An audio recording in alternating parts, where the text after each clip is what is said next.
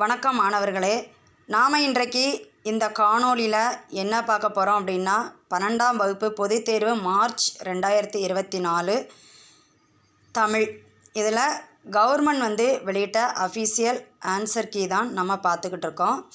இது வரைக்கும் நாம் 1லிருந்து 38 வரை உள்ள கேள்விக்கான பதிலை படித்தாச்சு. இனி 39வது கேள்வியிலிருந்து பதில்களை படிக்கலாம் வாங்க. அதாவது உங்களுக்கு அணி கொடுத்துருந்தாங்க அப்படின்னு சொன்னால் அதுக்கு ஃபஸ்ட்டு அணி விளக்கம், அணி சான்று, பொருத்தம் அப்படின்னு சொல்லி 3 தலைப்பு போட்டுக்கோங்க. சரியா?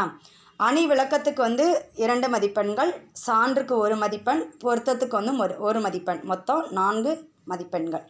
சரி, இப்போ ஏகதேச உருவக அணியை பற்றி பார்க்கலாமா? சரி, ஃபஸ்ட்டு அணி விளக்கம். அதாவது ஒரு செய்யுள்ள ஒரு பொருளை உருவகப்படுத்திட்டு மற்றொரு பொருளை உருவகம் செய்யாமல் விட்டுவிடுவது தான் ஏகதேச உருவக அணி.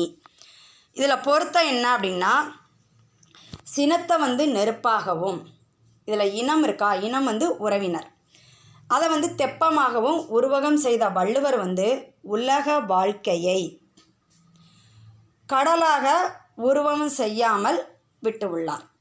சரியா? இதுதான் என்னது ஏகதேச உருவக அணி. ஓமை அணி பார்க்கலாமா? இதில் ஃபஸ்ட்டு அணி விளக்கம் என்ன அப்படின்னா, ஒரு செய்யுள்ள ஓமை ஒரு தொடராகவும் ஓமேயம் ஒரு தொடராகவும் அமைந்து அதில் ஓம உருபு வெளிப்படையாக வந்துச்சு அப்படின்னா அது ஓமை அணி. சான்று பார்க்கலாமா? உடம்பாடு இல்லாதவர் வாழ்க்கை குடங்கருள் பாம்போடு உடனுரை தற்று தற்று அப்படின்னு வெளிப்படையாக வந்திருக்கிறனால இது ஓமை அணி. பொருத்தம் பார்க்கலாமா? ஓமை என்னது? குடங்கருள் பாம்போடு உடனுரைதல். ஓமேயம் என்ன? உடம்பாடு இல்லாதவர் வாழ்க்கை. ஓம உருபு அற்று. சரியா? அப்படி எழுதிட்டாலே நம்மளுக்கு என்னது 4 மதிப்பெண்கள் ஃபுல்லாகவே கொடுத்துருவாங்க. சரி, அடுத்து பார்க்கலாமா? இலக்கிய நயம் பாராட்டல்.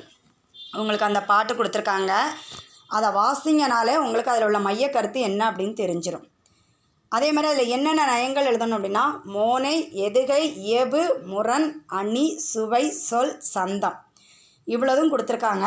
ஆனால் இதில் நாம் ஏதாவது 3 நயங்கள் எழுதினால் போதும். இப்போ மோனை அப்படின்னா நமக்கு என்னென்னு தெரியும். முதல் எழுத்து ஒன்றி வருவது, அது சீர்லனாலும் இருக்கலாம், அடியிலனாலும் இருக்கலாம். சீர்னா என்ன சொன்னோம்? ஒரே வரியில் இருக்குது. அடினா அடுத்தடுத்த வரியில் இருக்கிறது. சரியா? அதே மாதிரி எதுகை. எதுகைனா என்ன? 2வது எழுத்து ஒன்றி வருவது. இயல்புனா என்ன? இயல்புனா ஒன்று அடிதோறும் கடைசி சீரு, அல்லனா அசை, அல்லனா எழுத்து, இது எல்லாமே ஒன்றி வருது தான் எனது இயல்பு தொடை. முரண்னா என்ன படிச்சிருக்கோம்? எதிர்ச்சொல்லை ஞாபகம் வச்சுக்கோங்க. சரியா? எதிர்ச்சொல்லை ஞாபகம் வச்சுக்கிட்டா முரண். அப்போ இதெல்லாம் ஈஸியாக இருக்குங்களா? எழுதிடலாம்ல. அப்போ 4 மதிப்பெண்கள் ஃபுல்லாக வாங்கிடலாம். சரி, அடுத்து போகலாமா? இப்போ உங்களுக்கு திணை கொடுத்துருக்காங்க அப்படின்னா ஃபஸ்ட்டு அந்த திணைக்கு விளக்கம் இருக்கணும், சான்று இருக்கணும், பொருத்தம் இருக்கணும். அப்போது திணைக்கு விளக்கத்துக்கு 2 மதிப்பெண்கள், சான்றுக்கு 1 மதிப்பெண், பொருத்தத்துக்கு 1 மதிப்பெண், மொத்தம் 4 மதிப்பெண்கள். சரி, இப்போ வாகைத்திணை பார்க்கலாமா? அதாவது வெற்றி பெற்ற அரசன் தன்னுடைய வீரர்களுடன் அந்த வெற்றியோட அடையாளமாக வாகைப்பூவை சூடி கொண்டாடுவது தான் என்னது வாகை திணை.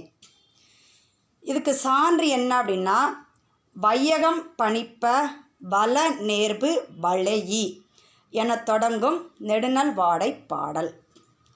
பொருத்தம் என்ன? இதில் பாண்டியன் நெடுஞ்செழியன் என்னது தலைவன். அதாவது போர் புரியுத இடத்துல தலைவன் வெற்றி பெற ஏதுவான நல் வாடையாக இருக்கிறதுனால இது என்னதான் வாகை திணை இந்த பாடலுக்கு பொருத்தமாக அமையும் அப்படின்னு சொல்லியிருக்காங்க. சரி, அடுத்து என்ன கொடுத்துருக்காங்க? செவியறிவு துறை கொடுத்துருக்காங்க. இதனுடைய விளக்கம் என்ன? அதாவது அரசன் செய்ய வேண்டிய கடமையை முறை தவறாமல் முறை தவறாமல் செய்யுமாறு அவரை என்னது அறிவுறுத்துதல் தான் என்னது செவியறிவு உறாவு துறை. இதுக்கு சான்று என்னது?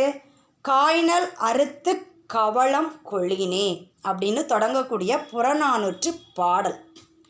இதில் பொருத்தம் என்னது? அதாவது அரசனிடம் பிசிராந்தையார் அதாவது நம்ம மக்களிடம் வரி திரட்டணும் அப்படின்னு சொன்னால் நாடு கோடிக்கணக்கில் செல்வத்தை பெற்று செழிப்படையும் அப்படின்னு அறிவுறுத்தது தான் இந்த துறைக்கு பொருத்தமாக அமையும். சரியா? சரி, அடுத்து பார்க்கலாமா? 42 பழமொழியை வாழ்க்கை நிகழ்வில் அமைத்து எழுதுதல். இப்போ 2 பழமொழி கொடுத்துருக்காங்க. குற்றம் பார்க்கின் சுற்றம் இல்லை, ஊழி பெயரினும் தாம் பெயரா. பழமொழி விளக்கம், வாழ்க்கை நிகழ்வு. இதை நீங்களாக என்ன செஞ்சிடலாம், கதையாக என்ன செஞ்சிருவீங்க, எழுதிடுவீங்க. சரி, அடுத்து பார்க்கலாமா? தமிழாக்கம். மக்கள் உன்னை புரிந்து கொள்ள வேண்டுமென்றால் அவர்கள் மொழியில் பேசு. 2 ஒரு புதுமொழி ஒரு புது வாழ்க்கையாகும். 3 எனது மொழியின் எல்லையே எனது உலகத்தின் எல்லை. 4 மொழிகளின் அறிவு ஞானத்தின் திறவுகோல். அப்போ அதில் உங்களுக்கு இங்கிலீஷில் கொடுத்துருப்பாங்க, நீங்கள் என்ன பண்ணிக்கணும், தமிழில் எழுதிக்கிடணும். சரி, இந்த கேள்வியெல்லாம் உங்களுக்கு புரிஞ்சிருக்கும், அப்படி தானே? சரி, மீண்டும் அடுத்த காணொளியில் நான் உங்களை சந்திக்கிறேன்.